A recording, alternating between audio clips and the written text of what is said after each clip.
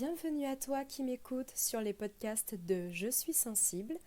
J'espère que le contenu va te plaire et je te souhaite une bonne écoute.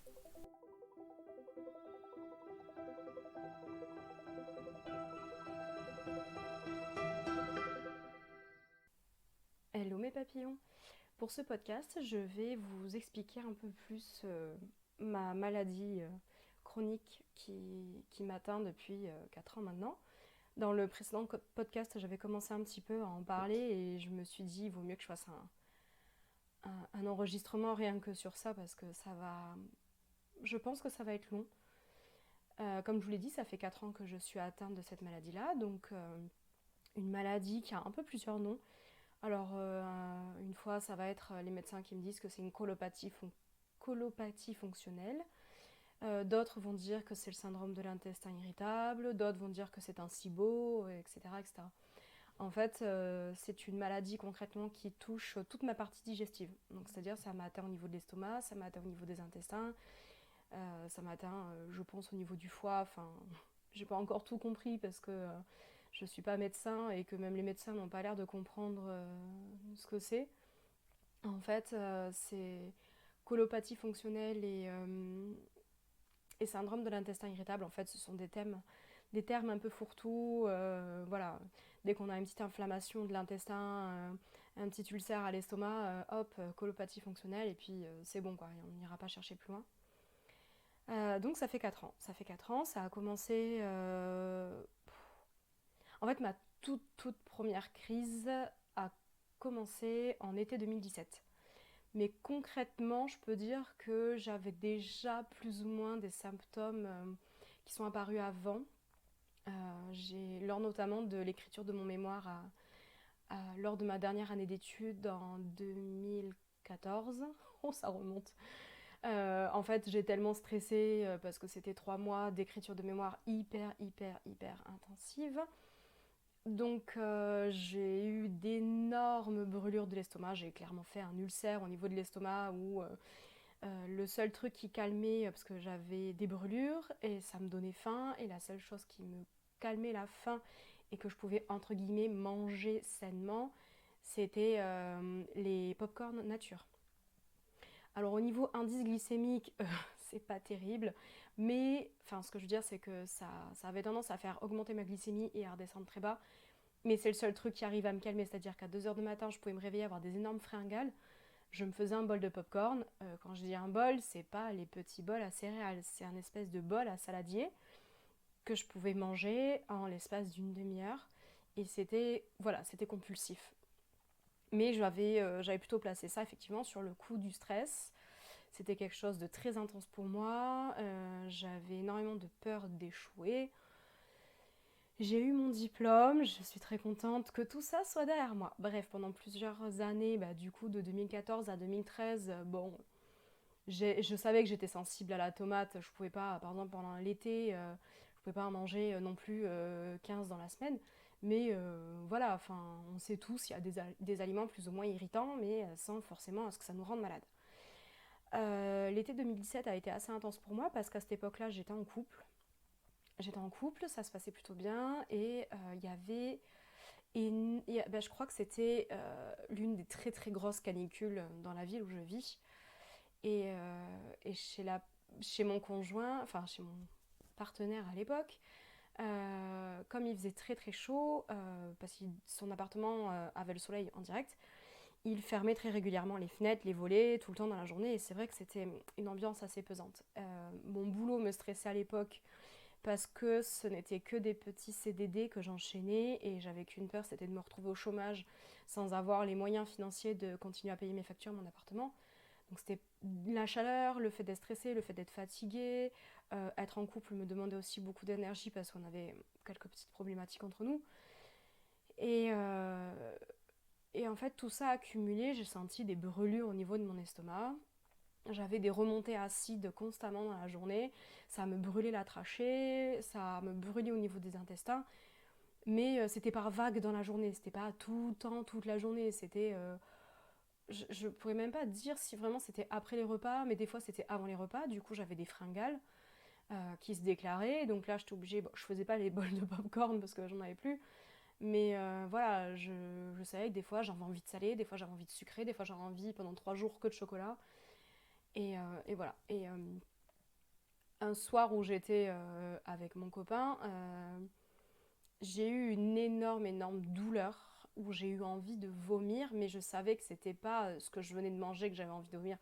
Je savais que c'était de l'acide parce que ça me brûlait depuis 1 heure donc, euh, donc je lui ai dit que je devais rentrer chez moi et en fait je me suis vraiment pas sentie bien parce qu'il a essayé de me rassurer et tout ça et je lui ai clairement dit que non, j'avais vraiment, là c'est la première fois où j'ai ressenti ce besoin d'être toute seule, de me refermer sur moi-même et de m'occuper que de moi. Ça a été assez intense, ça a été très brouillon pour moi, ça a été très difficile à comprendre pour lui. Donc j'ai préféré mettre fin à notre relation pour pouvoir me recentrer sur moi parce que en fait cette première crise a été le début d'un enchaînement où j'ai passé un mois d'été en souffrance à tel point que je me suis retrouvée 1 semaine chez mes parents où je dormais tout le temps. J'avais des douleurs pas possibles au niveau du bas du dos, en sachant que je suis très sensible. Déjà au niveau des lombaires et tout ça, j'ai souvent le bassin qui se décale en fait, et du coup ça tire après sur tous les muscles. Enfin bref, je vais pas rentrer dans les détails, mais là pour le coup c'était quand même quelque chose d'hyper intense. Je savais que c'était pas musculaire, je savais pas ce que c'était. J'avais faim mais sans avoir faim, c'est-à-dire que j'avais faim mais j'avais pas envie de manger.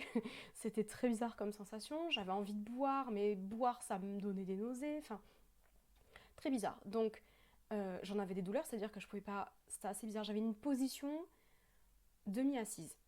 Mi-assise, mi-allongée, mais je pouvais pas la tenir plus d'une demi-heure, fallait que je me lève. Donc les nuits, autant vous dire que c'était très, très particulier. J'ai essayé la position du fœtus, j'ai essayé de faire du yoga, j'ai essayé de me caler sur ma respiration, enfin bref, rien n'y faisait à un tel point que je me suis dit c'est pas possible, c'est l'appendicite. Donc je suis allée consulter au bout d'1 semaine de douleur quand même. Je suis allée consulter, c'est ma mère qui a été obligée de me conduire chez le médecin, qui a été obligée de m'accompagner tout le long de la visite médicale parce que je somnolais tellement que j'avais, en fait je planais. Je pense que j'étais tellement dans la douleur que mon cerveau a complètement déconnecté et je planais.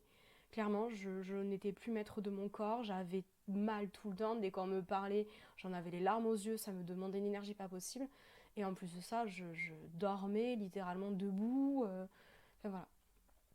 Le médecin qui m'a consulté me connaît depuis que je suis née, a été dans un tel état de choc après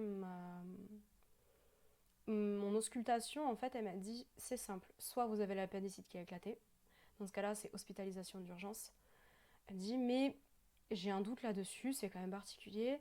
Elle dit concrètement, je comprends pas ce qui se passe. Et elle m'a dit maintenant, parce qu'elle me demandait depuis combien de temps j'avais mal, donc j'expliquais depuis 1 semaine, elle m'a dit mais c'est du grand n'importe quoi d'avoir attendu aussi longtemps. Mais encore une fois, je suis malheureusement résistante à la douleur et j'ai l'impression que si je fais taire ma douleur, ça va passer tout seul. Donc c'est là aussi que j'ai pris conscience que je n'écoutais absolument pas mon corps et que je m'écoutais pas tout court, que je préférais faire passer mon travail et les autres avant ma propre santé. Donc elle a pris rendez-vous pour moi pour des scanners, pour des IRM, pour plein de choses. Donc elle a appelé à ma place en forçant les laboratoires, puisque bien sûr, tout le monde le sait, un IRM et un scanner, pour en avoir un, on peut s'accrocher.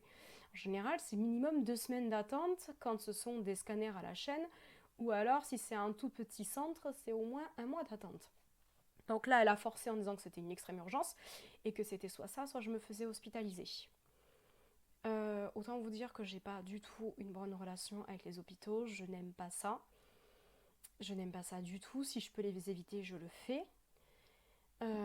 Donc là, j'ai dit si je peux éviter l'hospitalisation, ça serait quand même chouette. Surtout vu la douleur que je vivais, j'avais vraiment besoin d'être auprès de ma mère pour me consoler et me réconforter. Donc elle a réussi à avoir un rendez-vous pour moi dans l'après-midi. J'ai passé un scanner avec injection. Donc c'est une injection d'iode qui donne une sensation de chaud et d'avoir l'impression qu'on va se faire pipi dessus. Et après, on a un énorme goût salé dans la bouche. Ça va, ça dure que quelques minutes, mais concrètement, c'était horrible.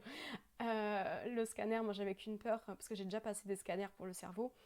Et j'avais qu'une peur, c'était d'être enfermée dans ce tube. J'ai des tendances à la claustrophobie, je m'en suis rendu compte avec ces examens-là. Non, finalement, ça allait. Ils m'ont mis le scanner que autour des intestins. Euh, Comment dire, le retour que, que la personne qui a fait le scanner a écrit, le compte rendu, je cherchais le mot. Moi j'ai vu les images, j'ai lu le compte rendu. Bon, ce sont des termes médicaux assez particuliers. Euh, En gros, moi ce qui m'avait choqué dans les images, c'est que mon intestin, en fait, c'était une boule à facettes. C'est-à-dire qu'on voyait clairement l'iode sortir de mon intestin, mais à grosse quantité. Enfin, ça faisait vraiment ce côté, il y avait des zones d'ombre et des zones extrêmement lumineuses, et d'autres un peu moins lumineuses. Et en gros, pour vulgariser le compte rendu, il en est ressorti que j'avais l'intestin, la paroi de l'intestin qui était beaucoup trop poreuse, qu'en gros, bah, mon intestin était une vraie passoire. Il en est ressorti que, étant donné que mon intestin était une passoire, ma capacité de digestion était fortement impactée, c'est-à-dire que l'alimentation que j'avais, ce que je mangeais, était digéré, on va dire, je perdais 50% de ma capacité à digérer, et ce que je mangeais, une très très grosse partie, allait dans mon sang. Et ben, quand les aliments arrivent dans le sang, le corps estime que c'est un corps étranger, que je suis en infection. Donc tout mon corps s'est mis en alerte et tout mon corps était en train de lutter contre mon intestin. Et il s'est retrouvé que j'étais en état d'inflammation généralisée. Donc d'où le fait que je ne pouvais ni tenir debout ni tenir assise, que mon cerveau était plus là, puisque tout le monde était en alerte rouge depuis une semaine et tout le monde était en train de s'agiter dans tous les sens. Là-dessus, j'ai eu le droit à de la trimébutine, si je me souviens bien du nom. C'est un espèce d'équivalent d'opiacé extrêmement fort. Alors, c'est pas un dérivé, ça ressemble à la morphine sans être de la morphine. Et ça ressemble, enfin, ça a plus ou moins l'effet de l'opium sans être de l'opium. Concrètement, j'en avais la nausée, je dormais encore plus et donc le médicament, je pouvais le prendre, si je ne me trompe pas, maximum 3 fois par jour. Le médicament me calmait pendant 2 heures le temps que je dormais. Donc sur 24 heures, c'était pas énorme. J'avais 6 heures de répit dans la journée. Là-dessus, bon, mon corps s'est remis. J'ai mis beaucoup de temps avant de pouvoir remanger des choses. Donc ça a été très très très intense. Donc mon corps s'est remis. Je me suis dit, bon, coup de stress à cause de mon boulot. Enfin voilà, tout va bien. J'ai suivi un traitement d'ésoméprazole pour éviter justement que l'acidité de mon estomac n'aille attaquer mon intestin.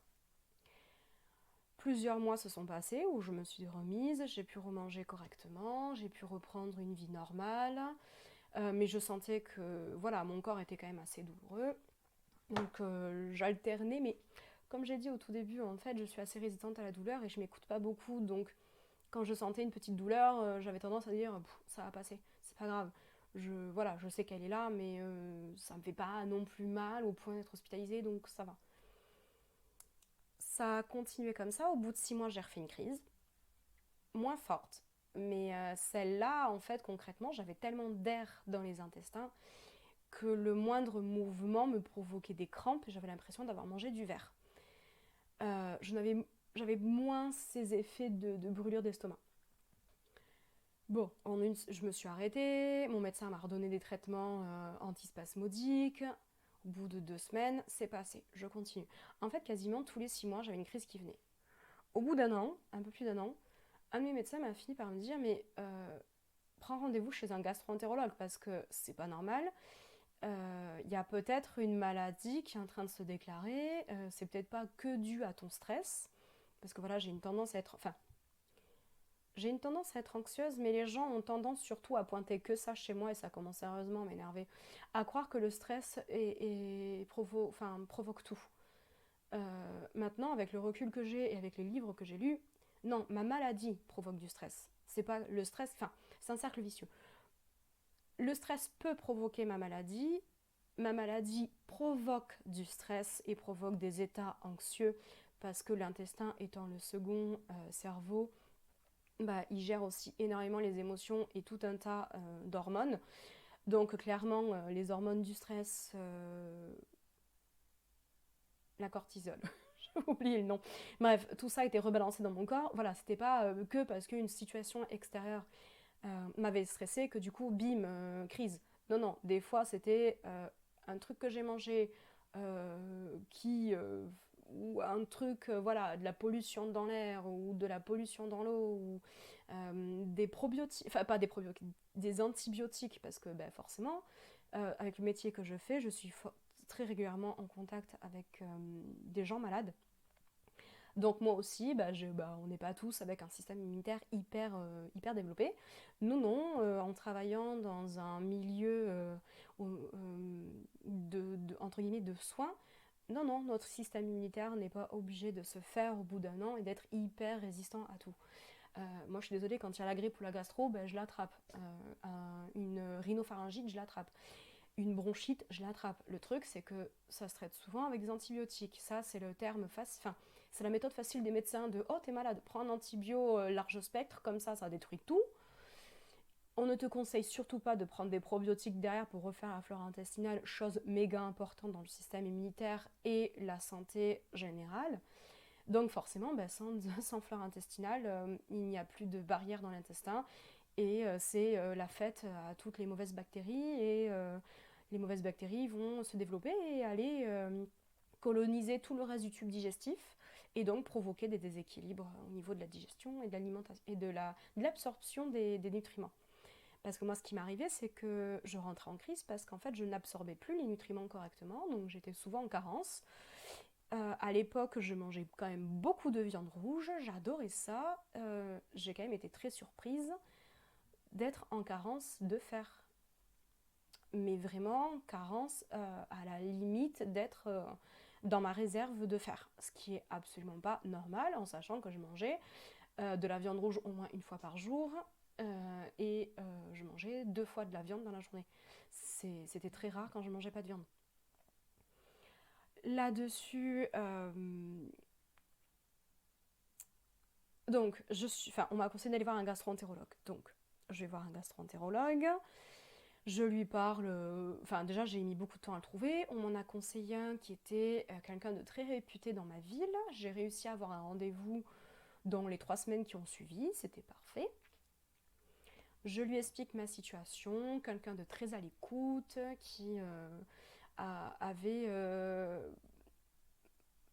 semblait comprendre le problème, c'est-à-dire qu'il me disait bah oui effectivement vous avez beaucoup d'air dans les intestins, j'avais une tendance à la constipation à chaque fois que j'avais beaucoup d'air dans les intestins, donc voilà, il m'a donné en fait des plantes, chose qui est géniale puisque moi j'adore me soigner avec les plantes. Et donc il m'a donné tout un traitement de plantes lyophilisées. Effectivement, j'ai vu du résultat. Génial, il a enfin trouvé la solution à mon problème. Tous les 2 mois, je refaisais un bilan. Sauf qu'arrivait un moment où j'avais toujours, quasiment toutes les 4 semaines, j'avais l'air qui revenait dans les intestins. J'avais encore cette constipation qui venait avec les brûlures d'estomac. C'était franchement supportable comparé à tout ce que j'avais vécu avant. Je lui en parle. Bon, ok. Oui, en fait, lui, il en est venu à vous êtes stressé, il faut que vous déstressiez, il faut que vous fassiez de la méditation, que vous fassiez de la cohérence cardiaque, mettez-vous au yoga, faites du sport, etc. etc. Ok, j'ai suivi son conseil, je me suis mise à la méditation. Ça tombe bien, j'aime bien. Le seul problème, c'est que quand on est quelqu'un d'anxieux, la méditation, des fois, n'aide pas. Il faut savoir la faire. Il y a 10 000 méthodes de méditation. Moi, au début, j'ai appris la méditation bouddhiste.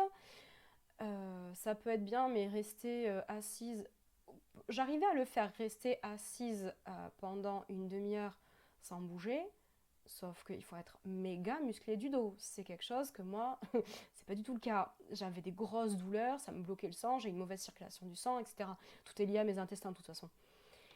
Bref, j'ai trouvé une autre forme de méditation et de pleine conscience qui me convient mieux. Ça ne change absolument rien à mon stress. Maintenant, en fait, avec tout le développement que je fais sur moi du fait de ma maladie, je m'intéresse beaucoup plus au développement personnel, à mon bien-être, à l'écoute de mon corps, etc., etc.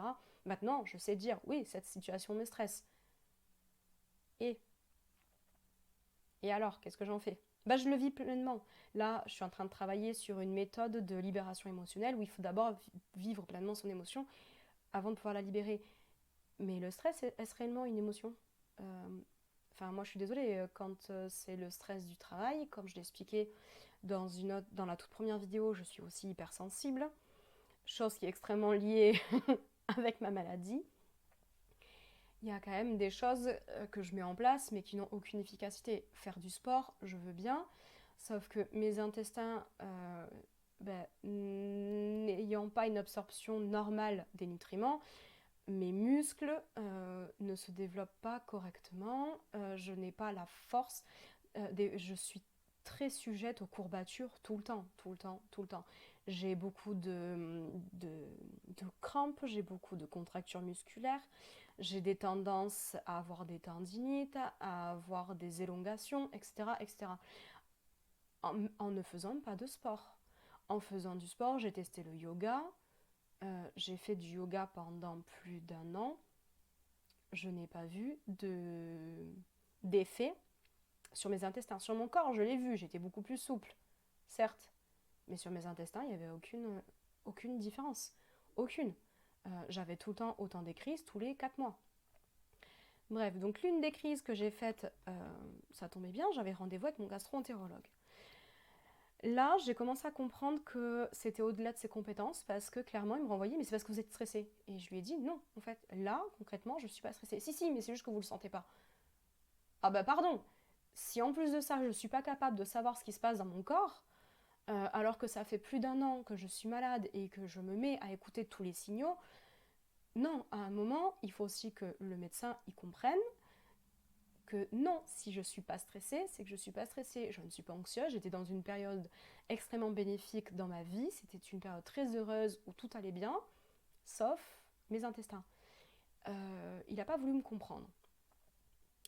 J'en ai beaucoup parlé autour de moi, de ça, que je comprenais pas. J'ai une amie qui m'a dit, ah bah justement, j'ai une collègue qui a aussi des douleurs intestinales, elle est allée voir ce gastro-entérologue-là, il a réussi à trouver son problème, et ça l'a soulagée, et effectivement, ça fait 6 mois, tout va bien. Je lui ai dit, bah, tant mieux pour elle, j'espère concrètement que dans la durée, ça va fonctionner, parce que moi, à part me donner tout le temps le même traitement et me dire que c'est dans ma tête, il n'y a pas grand-chose. En fait, l'une des choses que j'ai pas supportées, c'est quand je suis allée le voir en lui demandant, chose que je n'avais pas forcément envie, mais il fallait le faire, je lui ai demandé de me faire une coloscopie. Parce que je voulais voir ce qui se passait dans mes intestins. Pourquoi j'avais mal comme ça. Il a refusé. Il a refusé parce qu'il m'a dit, vous n'avez pas la maladie de Crohn. Je lui ai dit, ah ben encore heureux. Par contre, j'aimerais savoir ce que j'ai. Je n'ai pas la maladie de Crohn, je n'ai pas de cancer. Ok, qu'est-ce que j'ai? C'est bien de savoir ce que je n'ai pas. C'est pas la solution. J'ai insisté pendant 2 mois. Il a fini par me dire, mais mademoiselle, vous êtes jeune. Effectivement, à l'époque, j'avais 24 ans, 25 ans. Je sais plus, j'arrive pas à compter de toute façon. Pour lui, bah non, mademoiselle, vous êtes jeune, vous n'êtes pas une personne âgée, vous n'avez pas de symptômes de cancer, donc tout va bien. Je suis sortie de la consultation, j'en ai pleuré. En quoi ma jeunesse est synonyme de santé et de vitalité? Ça, je ne l'ai jamais compris. J'ai beaucoup de médecins qui m'ont répondu, mais vous êtes jeune, c'est dans votre tête, vous n'êtes pas malade. Ça, je peux plus l'entendre. Euh, c'est juste, en fait, les médecins sont juste en incapacité et n'ont pas la connaissance et leur ego est tellement mais surdimensionné qu'ils ne veulent pas s'avouer qu'ils ne savent pas, qu'ils sont complètement perdus. Donc ils préfèrent rejeter la faute sur leur patient. Parce que finalement j'ai rencontré d'autres personnes qui ont aussi eu affaire à lui et malheureusement qui ont eu la même réponse que moi, c'est dans votre tête, vous n'avez pas de cancer, vous êtes trop jeune. Bref, j'ai fini par insister. J'ai eu le droit à la coloscopie, endoscopie. Donc en gros, ils sont allés voir mon estomac et mon intestin, si je me trompe pas. Alors voilà. Euh, comment dire, pour faire ça, je suis hospitalisée la veille avec un traitement, avec un régime alimentaire sans résidus. Je vous laisserai chercher sur internet ce que ça signifie. Et la veille, en étant hospitalisée, je devais boire 3 litres, non, 2 litres. 2 litres d'une solution extrêmement dégueulasse qui m'a fait aller aux toilettes toute la nuit. Chose heureuse, c'est que j'étais en chambre partagée, toute seule. Je n'aurais pas su. Enfin, franchement, je pense que j'aurais plaint si quelqu'un avait partagé la chambre avec moi, parce que clairement, j'ai passé la nuit sur les toilettes à me vider, puisque c'était ce que le produit devait faire. Je devais en fait avoir les intestins extrêmement nickel, sans résidus de quoi que ce soit à l'intérieur, pour pouvoir avoir accès à la paroi. La coloscopie s'est faite. J'ai eu rendez-vous dans la semaine pour parler du résultat avec le gastro-entérologue, qui m'a balancé c'est bien ce que je vous avais dit, vous n'avez pas de cancer. Je dis oui, d'accord, j'ai quoi? Mais en fait, vous n'avez rien. Vos intestins vont bien, il n'y a rien. Ok, il n'y a rien. Là-dessus, j'ai décidé d'arrêter de payer 80 balles la séance, au quart remboursé par la Sécu et la mutuelle. Financièrement, j'avais plus envie de perdre mon argent pour un mec qui n'avait pas envie d'aller chercher plus loin. Donc j'ai arrêté les consultations là. Ça fait 3 ans que je n'ai pas vu de gastro-entérologue. J'en ai vu une nouvelle récemment. Je sais pas. J'ai l'impression qu'en fait, aux médecins, c'est à moi de leur dire ce que j'ai et les examens qu'ils doivent me faire faire. Ça commence sérieusement à m'énerver parce qu'en fait, je me suis documentée toute seule. Je suis allée regarder sur internet. J'ai parcouru beaucoup de forums et ça m'a déprimée. Clairement, ça m'a déprimée. Énormément de personnes sont atteintes de la fameuse colopathie fonctionnelle et il n'y a pas de traitement. Voilà ce qu'on nous balance, il n'y a pas de traitement, démerdez-vous. En France, en tout cas, aux États-Unis, il y a beaucoup de recherches qui sont faites, il y a beaucoup de centres destinés à l'étude de l'intestin. Et ça, c'est hyper intéressant. Le seul problème, c'est que très peu de personnes peuvent se payer le billet pour aller aux États-Unis, n'est en capacité de parler anglais et de comprendre tous les termes américains et médicaux, les termes. Voilà, donc ce sont des choses quand même compliquées. Certaines personnes de certains forums ont réussi à faire tout ça, mais il en revient toujours que c'est le régime alimentaire qui prime. Et beaucoup de personnes se privent énormément de tout. C'est impressionnant. Euh, j'ai fini par trouver un médecin lors d'une crise qui m'a demandé un peu, m'a dit mais est-ce que vous êtes déjà allé voir un gastro-entérologue? Comment ça se fait que vous soyez autant malade? Donc en fait je lui ai amené tous les papiers que j'avais, tous les scanners que j'avais fait, toute la coloscopie que j'avais faite, toutes les prises de sang, le fait que j'étais en anémie, que j'avais été mise sous régime de fer, etc., etc. En sachant que au bout de 2 ans de maladie, au bout d'1 an et demi de maladie, en fait j'ai fait une énorme crise où j'ai dit là c'est stop. Déjà, je commençais à avoir une conscience écologique qui se réveillait. J'ai des amis qui étaient véganes et végétariens, on en parlait beaucoup. Et un jour, il y a une amie qui m'a dit, mais en fait, teste pendant 1 mois, juste réduis la viande et tu verras. Je l'ai fait, j'ai réduit la viande. Parce qu'effectivement, je me rendais compte que la viande que je mangeais était de mauvaise qualité, bourrée d'antibiotiques, chose qui déjà me crée beaucoup de crises. Donc c'était assez particulier. Donc j'ai été végétarienne, puisque en réduisant, je pense que j'en parlerai dans un autre podcast, je suis devenue végétarienne. En étant végétarienne, j'ai refait une prise de sang au bout de 6 mois. Alors, avant d'être végétarienne, j'étais en anémie. Je suis passée végétarienne. Je n'avais plus de traitement. Le traitement, effectivement, avait fait en sorte que j'étais sur une base neutre, on va dire. J'étais pas en trop fer, ni pas assez de fer, tout était bien. Au bout de 6 mois de végétarisme, oui, ça se dit comme ça, j'ai un doute. J'ai demandé à faire une prescription pour savoir si j'étais encore en anémie de fer, puisque j'étais complètement fatiguée. Non, j'étais très bien au niveau fer, et tous les 6 mois je refais des prises de sang, je suis très bien au niveau fer, en étant végétarienne.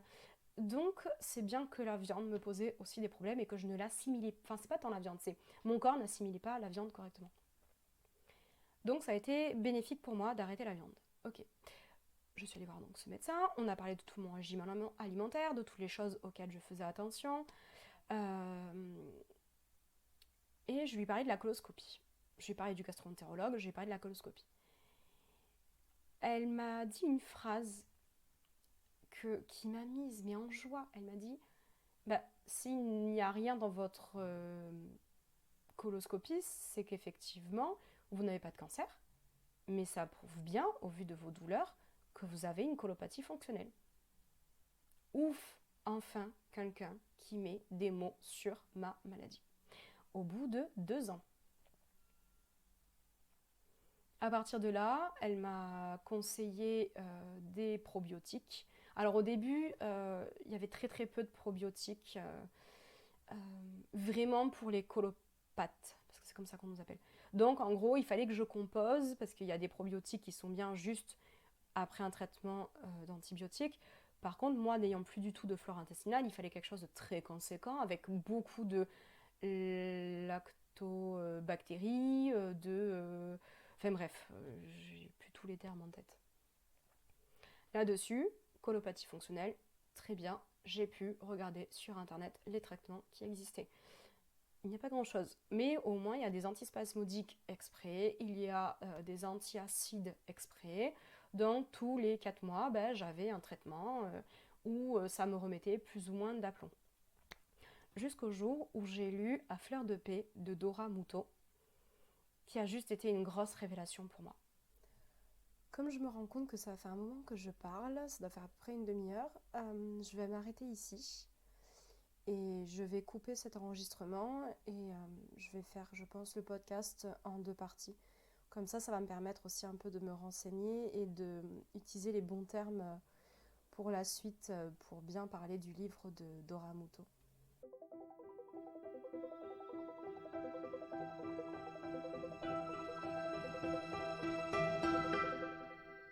Je te remercie sincèrement pour ton attention. Tiens, dis-moi en commentaire, est-ce que ce podcast t'a plu ou ne t'a pas plu ? Abonne-toi aussi à ma chaîne et n'hésite pas à la partager autour de toi.